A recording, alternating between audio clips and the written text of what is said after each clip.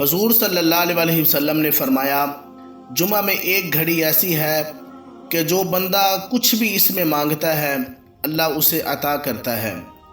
लोगों ने अर्ज़ किया, या रसूल अल्लाह सल्लल्लाहु अलैहि वसल्लम, ये कौन सी घड़ी है?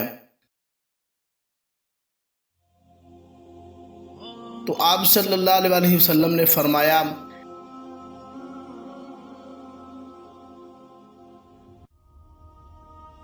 नमाज जुमा खड़ी होने के वक़्त से लेकर उससे पलटने यानी नमाज ख़त्म होने तक है।